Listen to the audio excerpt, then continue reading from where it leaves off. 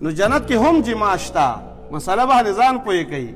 څنګه چې دنیا کې سړی د خپلې بیبي سره میلاویږي، آیا جنت کې هم داسې شته؟ چې او داسې شته دی. یو جنتي انسان به د خپلې هورې سره معانقه وکړي.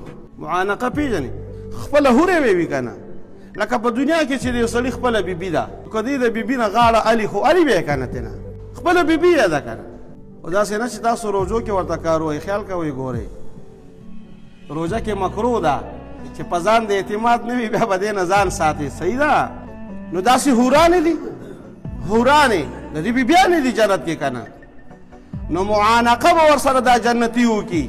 80 کاله به دي او د هغې دا معانقه وي، خپل سټ به د هغې د سټ سره لګولی وي، او د دې په محبت باندې به هوره نه تنګېږي، او د هورې په محبت باندې به سړی نه تنګېږي، او دې به د خپلې هورې سره میلاویږي ښه، او د بیبي سره به میلاویږي.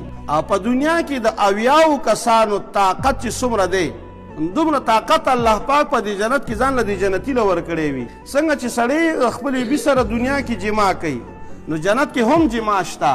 مسله باندې ځان پوهې کوي. خدا دا چې دنیا کې خو د انسان د وجود نه ګندګیري ظاهریږي که نه خارجیږي، نو هلته دا نشته، هلته دا ګندګیري نشته چې دا لکه د جنت معامله به د دنیا په معامله قیاس کې نه، خو ستا ارمان الله جنت کې پوره کوي. ولهم فیها ما یدعون.